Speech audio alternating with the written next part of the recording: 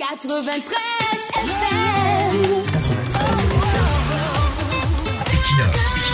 Radio. Bonjour, tous contre un, il faut détruire toute alternative pertinente et faire jouer uniquement les accompagnateurs. L'adversité réelle et l'adversité apparente. Il faut savoir faire la différence. Ça fait 35 ans que ça dure. Le plus dangereux de tous serait celui qui se démerde mieux pour stopper les appétits éternitaires du véritable dangereux, l'absurde. La gymnastique intellectuelle s'évertue à faire gober l'absurde. Dans les constructions à l'œuvre, celui qui cogne à la porte du trône serait plus responsable des maux de la République que celui qui le privatise depuis des décennies. La cause de tous les chaos, c'est celui qui frappe à la porte. Lorsqu'un opposant est comptable des frasques managériales d'un pays avant même d'arriver au pouvoir, au Cameroun c'est possible. Le tribalisme par exemple, est-ce qu'il y avait ça avant? Les guerres interethniques soldées par des dizaines de morts, Arabes, Chois, Kotoko, Mosgoum, avec des dizaines de morts, ce n'est pas certainement des tensions interethniques. Bref, retenons qu'il n'y avait pas ça avant l'arrivée de X sur la scène politique camerounaise. Avant 2012, il n'y avait pas ça. Les morts arabes, Chois, Kotoko des années 90, c'était après 2012. La réécriture de l'histoire en l'envers. Au Cameroun, c'est possible. Lorsqu'on décide d'égarer ce qui reste d'honneur et d'honnêteté intellectuelle, les opposants deviennent des coupables et les tenanciers du pouvoir des agneaux. La politique est un art, mais l'art de la mendicité, diront-ils. Tous les coups sont permis, même les plus ignobles, même au prix de sa dignité et de son honneur. La honte n'existe pas en politique. Merci. Bienvenue dans la stratosphère de la perversion politique. Les agrégés appelés à arbitrer viennent plutôt sécréter des taux de nervosité plus élevés que ceux des politiciens. C'est quoi le mandat impératif de l'article 15 de la Constitution?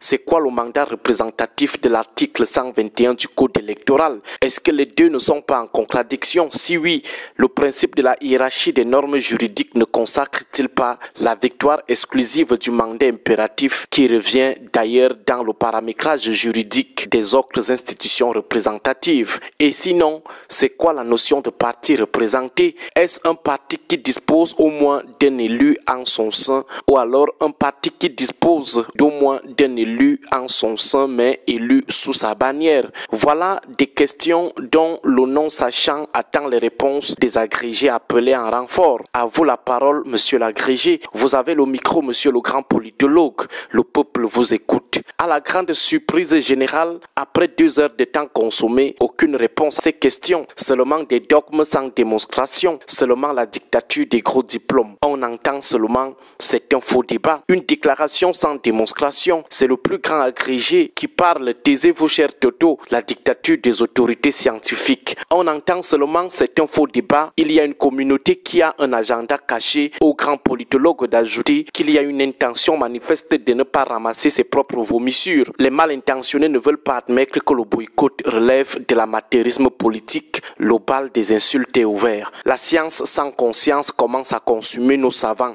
L'estime retombe. Pourtant, c'était nos derniers espoirs sur les questions soulevées tout à l'heure. Les agrégés se transforment même en laudateurs. Un jour, vous allez regretter celui qui vous lègue 2 guerres qui ont déjà coûté respectivement la vie à plus de 7000 de vos compatriotes. Vous le regretterez un jour parce que vous n'avez personne pour faire mieux. Parole du plus grand sachant, dont parole d'évangile. Quelle déclaration sentencieuse aux allures sardiniques. Le pouvoir et ses dégâts, le clientélisme et ses dégâts. Ils finissent toujours par déshabiller les agrégés. Néanmoins et surtout, pas de critique, pas d'indignation. Et pour cause, toi qui es pour critiquer un agrégé, même lorsqu'un agrégé joue hors du périmètre de son agrégation, lorsqu'il décide de croquer sa toge d'agrégé contre celle de laudateur clientéliste politique, on doit seulement dire Amen. Toi qui es pour critiquer un agrégé qui défroque, ah ça c'est le Cameroun. Les totos ne doivent pas ouvrir lorsque les sachants mettent leur savoir en gage contre des positionnements à la mangeoire.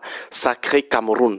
Pourquoi il avait d'abord boycotté? Or, la bonne question, disons, la meilleure serait aussi pourquoi avait-il reporté arbitrairement les élections législatives et municipales? Cet acte flagrant d'anti-jeu via le contrôle abusif du calendrier électoral ne fait pas l'objet de questionnements. En boycottant, faisait Faisait-il légitimement confiance au respect du calendrier électoral, arbitrairement désaxé par les mal intentionnés? Est-ce que le respect du calendrier des élections locales ne nous aurait pas épargné de toutes ces polémiques? Ces questions n'intéressent pas les dénonciateurs du boycott. C'est normal de reporter abusivement une élection pour laisser la place au flou, mais c'est anormal de boycotter une élection. Tout comme c'est normal de tuer des manifestants, mais anormal d'appeler à la manifestation. Entre celui qui appelle à la manifestation pacifique, qui est un droit universellement reconnu, et celui qui tue les manifestants ou les tuera probablement. Le fautif, le coupable, c'est celui qui appelle à la manifestation. Drôle de raisonnement. Il va envoyer les enfants de Krouy mourir comme si l'assassinat des manifestants était quelque chose de normal, quelque chose d'automatique. C'est aussi ça lorsqu'on a banalisé le massacre des contestataires, le massacre des opposants dans l'esprit. On commence à trouver normal le massacre des manifestants car l'auteur reviendra toujours non pas à celui qui a massacré, mais à celui qui a appelé à la manifestation pacifique. Et les gens portent des costumes flambants neufs le dimanche pour venir raisonner comme ça à la télé. Et le comble, il précise qu'il parle escalité. Escalité pour soutenir des raisonnements très absurdes. Il faut délivrer les âmes en détresse dans notre espace public et politique. Bonne journée à tous. 93 FM.